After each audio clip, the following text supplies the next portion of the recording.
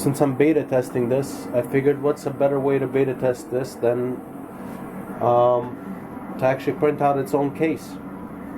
So this will be revision 3 of the case. It should hopefully hold all the components together, and I'm gonna print out a lid for it as well. Obviously everything is gonna be uploaded onto Umagine.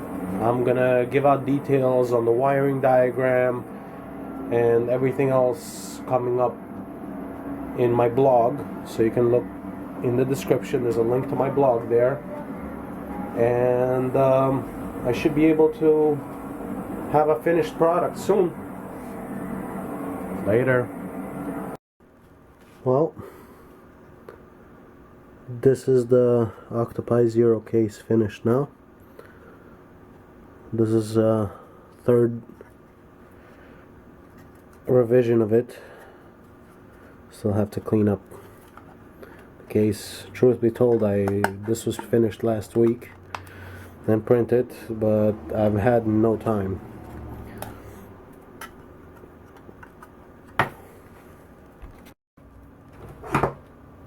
Well, the Octopi Zero is finally done. That's what it looks like. Pardon the finish, I really didn't bother to sand this out all that much because it's going to be mounted underneath my printer anyway, and I could care less. I did put, not my branding, I just put Octopi Zero on the side of the case, and I went through a bunch of these revisions to get the case printed out properly.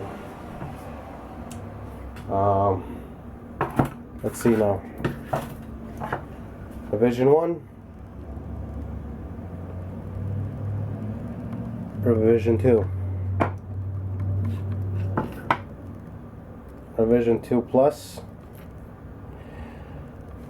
and this is finally Revision 3. That's the nice thing about having a 3D printer, is that you can prototype things, and you know, if they don't fit right, well, you just can remake it. You just reprint it, and you make your tweaks, and you're done with it. So that's with the top off, and notice there's a lip on here. It is directional, and it's just a plain top. Fits with two 3mm screws on the sides. Raspberry Pi Zero, USB hub, hardwired in there.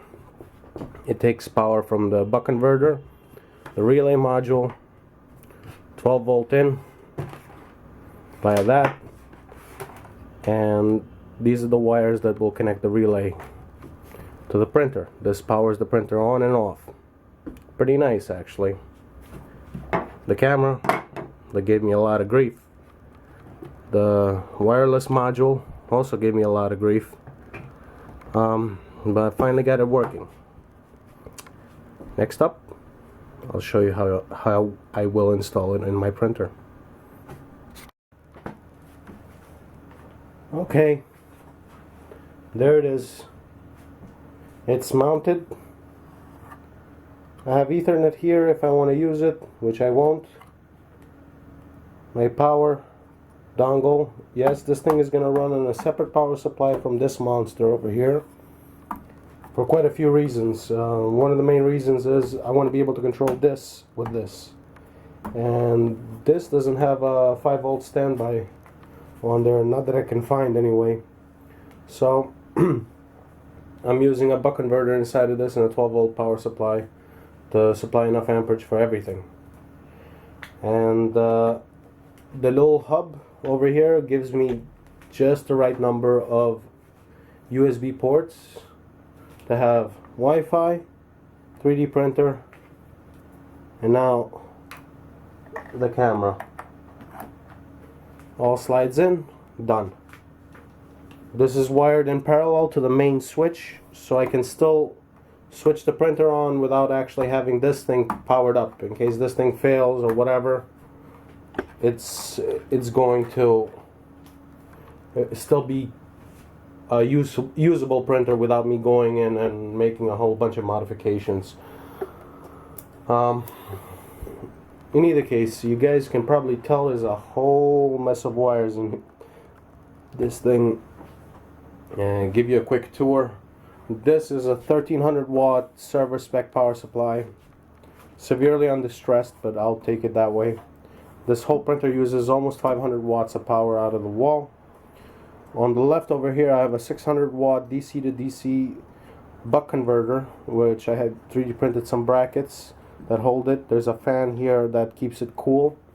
This thing is actually powering my bed at 28 volts. So it takes 12 volts, turns it into 28 volts, and overvolts my heated bed.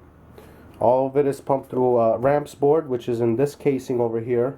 There's a fan in front of it that pushes air right through the ramps, and there's another fan that takes that same air and pushes it through the power supply. So it's a push-pull kind of configuration, and it keeps ramps board cool. I've never really had a problem with it. It's been well over a year and more than 1,000 hours on this thing, and it works very well. All these other wires are various other accessories. No, I didn't go crazy to make them look neat. In the beginning I was very finicky, and then I realized this is my test bed. This printer is basically, you know, version alpha. So with that said, it's all done. I'll give you a walkthrough, and then you guys can actually see the finished result. Well, there it is. It booted up. If I click on control, there's a camera view there. I haven't fixed the camera to the printer yet. I expect to come up with some sort of solution at some point. And here's my printer turning on and off.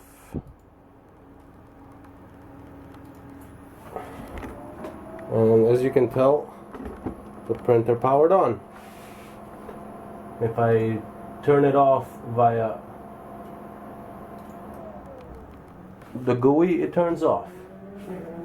That's all I wanted. Having basically a completely remote solution is pretty darn good.